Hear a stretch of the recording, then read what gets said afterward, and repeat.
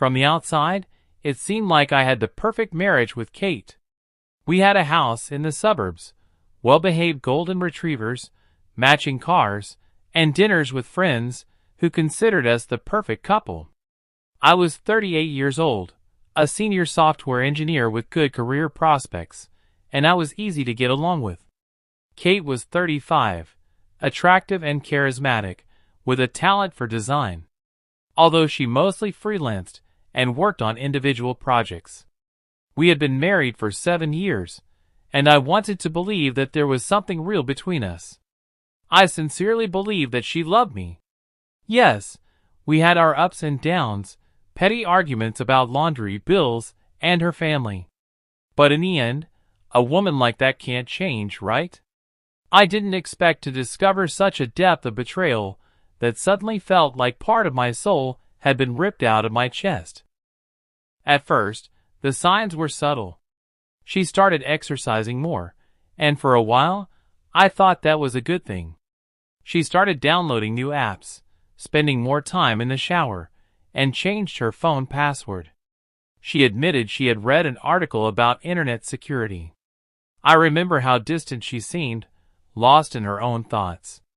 Then she would hear a message and laugh at texts I couldn't read, saying it was just Elle, her best friend. I didn't ask any questions. I was working, and everyone else was emotionally drained. Maybe I was keeping my distance. Maybe she wanted my attention, which I wasn't giving her. So I gave her space. I supported her trips with Elle, her girls' nights out. I trusted her. That trust died slowly. It started with a text message. I sent it to the wrong person by mistake. A smiley face and the words, "Last night was crazy." I asked her about it. She got scared and deleted the message before I could see it, so I didn't read it, and I asked, "What was that?" But then I asked her, and she said it was for Elle.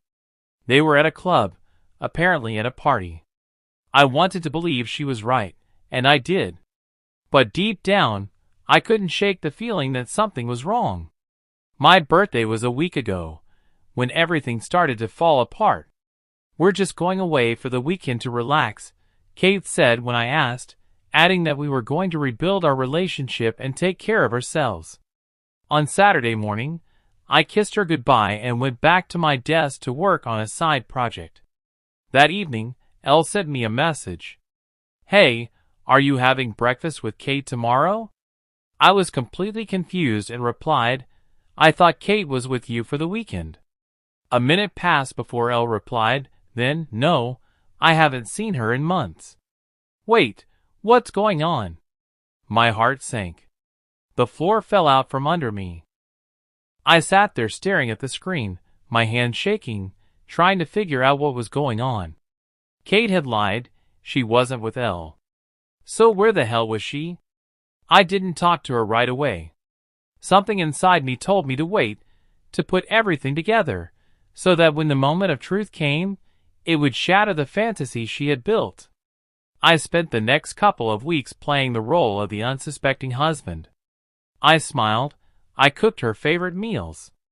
I even arranged a spontaneous date for her. And my inner prisoner, my cellmate, was not someone else.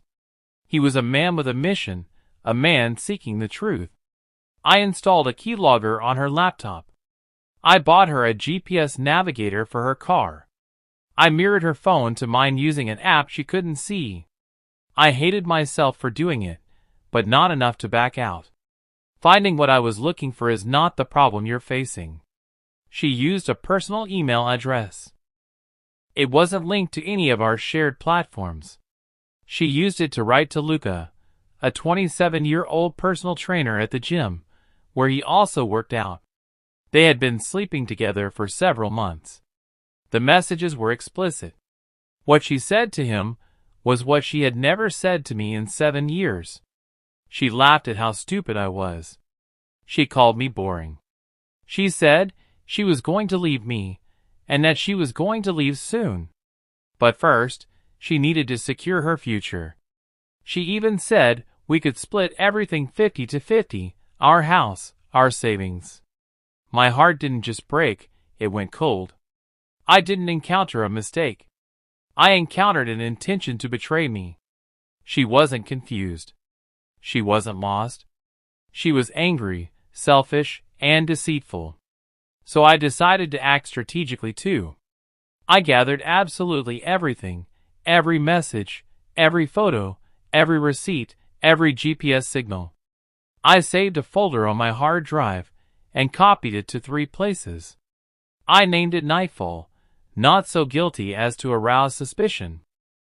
Then I went to a lawyer, a very good lawyer. He listened to all the evidence and advised me that the best strategy was to remain silent, at least for the time being. The law was on my side, but if I acted too soon, I could only make things worse. Let her think she won, he said. Let her feel safe, so I did. I held her hand at dinner. I watched movies with her. I told her I loved her and laughed when she said the same thing back to me with her lying eyes. And then I planned my revenge. My birthday was the perfect opportunity. She had already forgotten about it.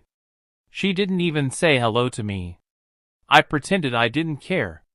That evening, I invited some friends over to my place, including Elle, a couple of colleagues, and my mom, who adored Kate and still believed she was an angel.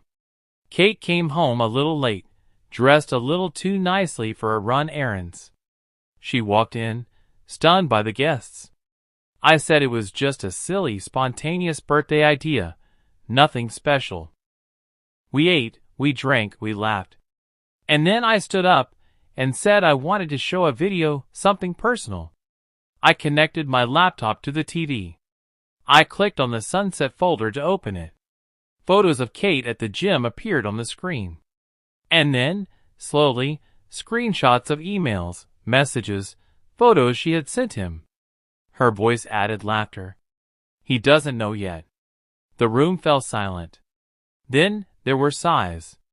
Elle dropped her glass. My mother looked like she had been stabbed. Kate froze, pale, silent. I turned to her and said, I just wanted everyone to see who you really are.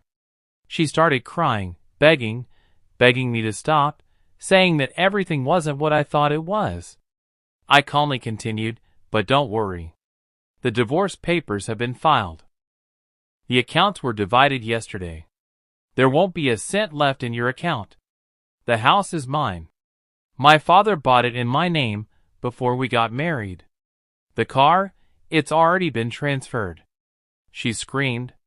She actually screamed. She said I was ruining her life. I smiled. Number, you ruined your own life.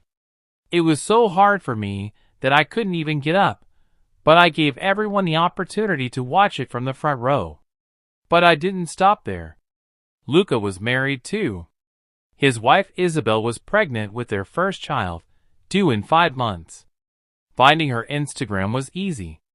I sent her everything. The next day she called me. She was crying. She thanked me for being honest. She said she was filing for divorce and wouldn't give the baby to that monster. Luca was fired from the gym after some of his clients received anonymous copies of his flirtatious text messages. It turned out that he had also been training Kate and others. All his hard work went down the drain. Kate played on people's pity. She posted cryptic quotes about betrayal and abuse on social media. She called me every name in the book: coward, manipulator, narcissist. But no one believed her. It was too much to refute the evidence that was already all over the internet. She tried to get alimony, but she got nothing. The judge looked at all the circumstances. She left empty-handed. No money, no home, no car, just shame. I rebuilt my life, quietly. I started seeing a psychologist. I traveled. I made friends with subordinates, who are now successful managers. Gradually, I began to feel like a human being again. Eventually, I started dating women. Of course, I was cautious. But I was full of hope. I didn't give up on love.